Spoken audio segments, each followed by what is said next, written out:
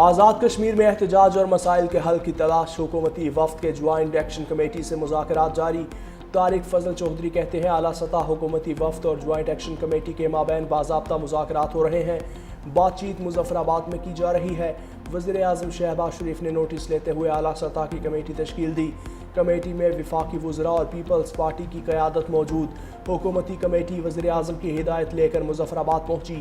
Committee میں رانا ثناء اللہ، طارق فضل چودھری، امیر مقام احسن اقبال شامل، سردار یوسف، راجہ پرویز اشرف، قمر زمان کائرہ اور سردار مسعود بھی ہمراہ۔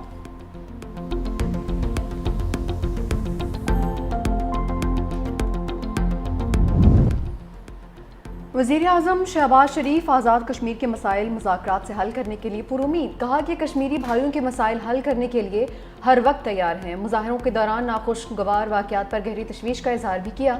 شفاف تحقیقات کا حکم، کہا کہ پرامن احتجاج ہر شہری کا حق ہے۔ مظاہرین امن و امان کو نقصان نہ پہنچائیں، شہریوں سے پرامن رہنے کی بھی اپیل۔ قانون نافذ کرنے والے اداروں کو مظاہرین کے ساتھ تحمل اور بردباری کی ہدایت۔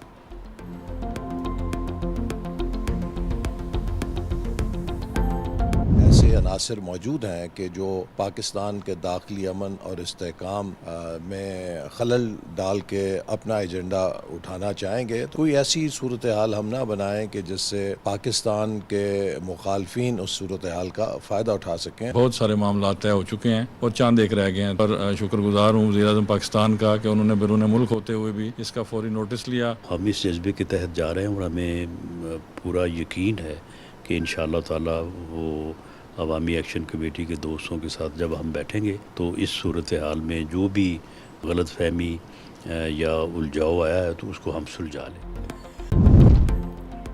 شیری رحمان کا آزاد کشمیر میں عوامی ایکشن کمیٹی سے مذاکرات کا خیر مقدم، کہا کہ تمام مسائل کا حل مذاکرات سے ہی ممکن ہے۔ عوامی ایکشن کمیٹی مصالحت کا مظاہرہ کرے۔ عوامی ایکشن کمیٹی کو اب حکومتی مذاکراتی کمیٹی کے ساتھ مل کر مسائل کے حل کی جانب بڑھنا چاہیے۔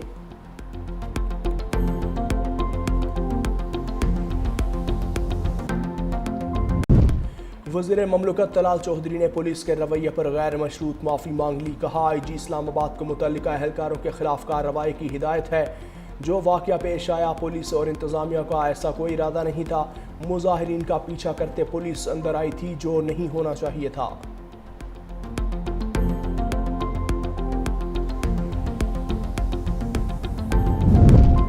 وزیر داخلہ محسن نقوی کی پیمز اسپتال آمد۔ آزاد کشمیر میں زخمی ہونے والے اسلام آباد اور آزاد کشمیر پولیس اہلکاروں کی عیادت۔ زخمی اہلکاروں کو بہترین طبی سہولتیں فراہم کرنے کی ہدایت۔ محسن نقوی نے اہلکاروں کے جذبے اور بہادری کو سراہا، کہا پرامن احتجاج ہر کسی کا حق ہے، لیکن قانون ہاتھ میں لینے کی اجازت نہیں دی جائے گی۔ چند شر پسند عناصر دشمن کی ماں پر آزاد کشمیر کے امن کو خراب کرنے کی کوشش کر رہے ہیں۔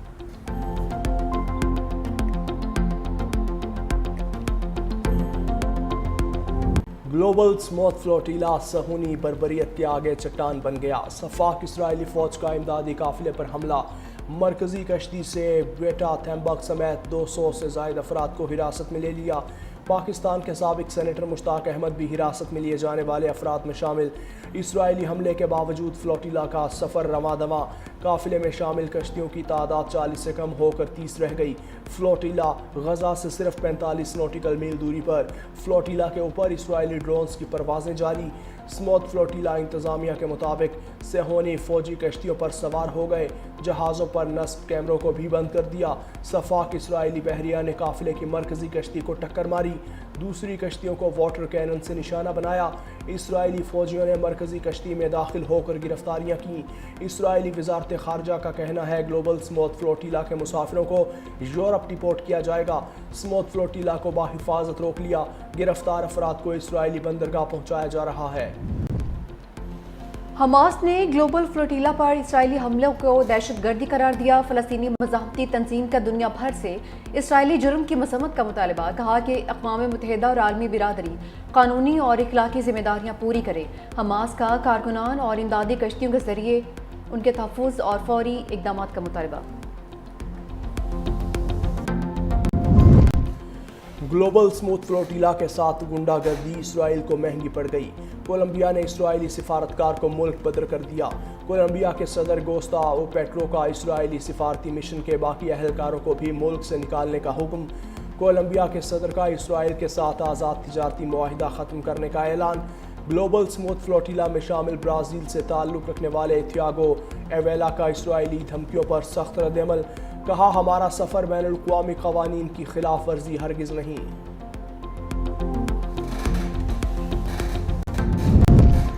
وزیر اعظم شہباز شریف کی گلوبل سموتھ فلوٹیلا پر اسرائیلی حملے کی شدید مذمت، فلوٹیلا سے گرفتار افراد کی فوری رہائی کا مطالبہ، کہا ان افراد کا واحد جرم یہ تھا کہ وہ بے بس اور مظلوم فلسطینی عوام کے لیے امداد لے جا رہے تھے۔ اسرائیلی فوج نے متعدد کارکنان کو غیر قانونی طور پر گرفتار کیا۔ انسانی ہمدردی کی امداد ہر صورت ضرورت مندوں تک پہنچنی چاہیے۔ ترجمان دفتر خارجہ نے کہا کہ کارکنان کی گرفتاری بین الاقوامی قانون کی خلاف ورزی ہے۔ فلوٹیلا پر سوار تمام کارکنان کی رہائی کا بھی مطالبہ۔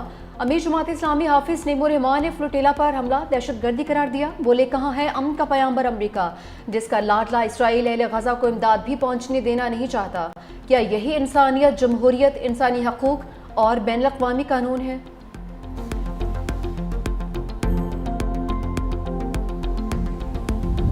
گلوبل سموتھ فلوٹیلا پر اسرائیلی حملہ، مختلف ممالک میں احتجاجی مظاہرے، یونان میں شہریوں کی بڑی تعداد سڑکوں پر نکل آئی، اسرائیلی جارحیت کے خلاف شدید احتجاج، اٹلی اور ترکیہ میں بھی مظاہرے، غزہ میں فوری جنگ بندی اور انسانی امداد کی رہائی کا مطالبہ۔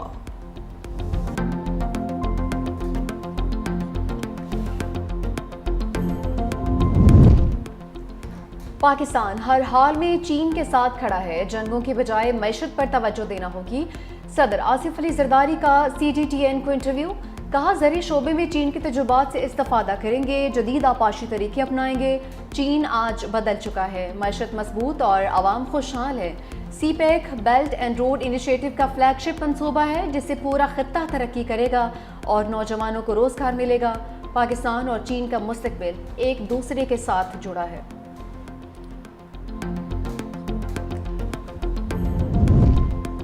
پاکستان کی کامیاب سفارتکاری چینی صدر شی جن پنگ اور صدر ٹرمپ کے بعد وزیر اعظم شہباز شریف کی روسی صدر پیوٹن سے ملاقات کی تیاریاں۔ سفارتی ذرائع کے مطابق وزیر اعظم شہباز شریف کا نومبر میں دورہ روس کے متوقع ہے۔ روس رواں برس وزیر اعظم کی سعودی ولی عہد محمد بن سلمان سے بھی ملاقات ہوگی۔ دونوں ملاقاتیں 31 دسمبر سے قبل ہوں گی۔ ابھی سیلاب آیا تو مجھے یہ لیکچر دیے جا رہے تھے کہ دنیا کے آگے ہاتھ کیوں نہیں پھیلاتے، عالمی امداد کیوں نہیں مانگتے۔ یہ جو north Punjab, south Punjab, central Punjab کرتے ہیں نا، یہ آپ کے دوست نہیں ہیں۔ پنجاب کو انشاءاللہ تعالیٰ میں ایک مٹھی کی طرح جوڑ کے رکھنا چاہتی ہوں۔ آج دیکھو ان بچوں کو جن کو 9 مئی کو کہا کہ اپنے ملک پہ حملہ کر دو، وہ بیچارے باتوں میں آگے اپنے ملک پہ حملہ کر دیا، اور آج دیکھو اپنے بچے باہر بیٹھے ہیں اور وہ بچے جو ہیں وہ جیلوں میں رل رہے ہیں۔ وزیر اعلیٰ پنجاب مریم نواز کا معافی مانگنے سے صاف انکار، مخالفین کو ایک بار پھر لفظی نشانے پر لے لیا۔ لاہور میں تقریب سے خطاب کرتے ہوئے کہا پنجاب کو جب کوئی نشانہ بنائے گا تو جواب دوں گی۔ بطور وزیر اعلیٰ اگر میں پنجاب کی بات نہیں کروں گی تو کون کرے گا؟ اس پر میں کبھی معافی نہیں مانگوں گی۔ سیلاب میں مجھے عالمی امداد مانگنے کا لیکچر دیا گیا، کبھی اپنے عوام کو کشکول پکڑنے کا نہیں کہوں گی، عزت نفس مجروح نہیں ہونے دوں گی۔ مزید بولی جو آپ کو جلاؤ گھراؤ کی ترغیب دے گا وہ آپ کا سب سے بڑا دشمن ہے۔ 9 مئی کو بچوں کو ملک پر حملہ کرنے کا کہا گیا، خود کے بچے باہر بیٹھے ہیں، حملہ کرنے والے بچے جیلوں میں لٹ گئے۔ جن ملک میں اتنے ٹاپرز ہوں اسے کبھی زوال نہیں آ سکتا۔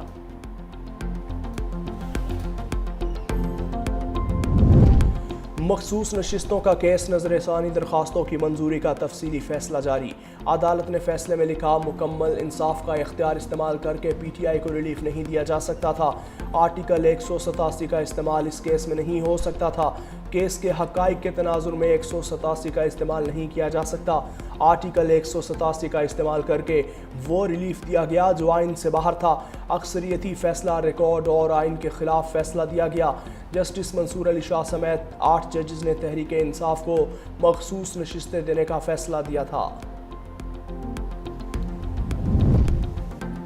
بانی تحریک انصاف کی قانونی مشکلات بڑھ گئیں۔ بانی ربشہ بی بی کے خلاف توشہ خانہ 2 کیس مقدمے کی سماعت 3 اکتوبر تک اڈیالہ جیل میں ہوگی۔ بانی PTI کے وکلا کو کیس کی نئی تاریخ کے حوالے سے آگاہ کر دیا گیا۔ 3 ستمبر کو بانی PTI کے وکیل گواہ محسن ہارون پر جرا کریں گے۔ بانی PTI سے اڈیالہ جیل ملاقات آنے والوں میں سے کسی کو اجازت نہیں مل سکی۔ PTI رہنما فیکٹری ناکہ سے واپس چلے گئے۔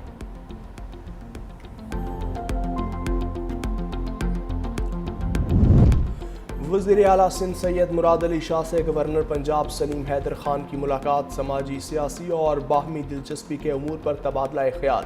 وزیر اعلیٰ سندھ کا کہنا تھا کہ پنجاب میں حالیہ سیلاب سے ہونے والی تباہ کاریاں افسوسناک ہیں۔ گورنر پنجاب بولے، سیاسی اور سماجی سطح پر تعاون کے دروازے ہمیشہ کھلے رکھنے چاہیے۔ ملاقات میں پیپلز پارٹی کو پنجاب میں مزید مضبوط کرنے کے حوالے سے بھی گفتگو۔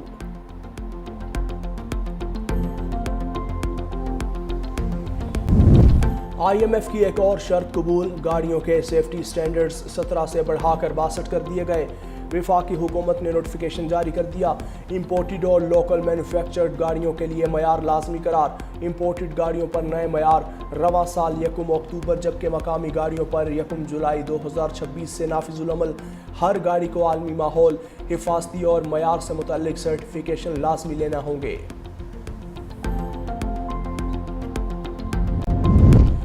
سرکاری ملازمین کے لیے سوشل میڈیا کے استعمال پر مکمل پابندی، بغیر منظوری سوشل میڈیا پر حکومتی پالیسی یا ذاتی رائے دینا ممنوع قرار۔ نوٹیفیکیشن بھی جاری، ذاتی شہرت یا سوشل میڈیا پر خود نمائی سختی سے ممنوع قرار دی گئی۔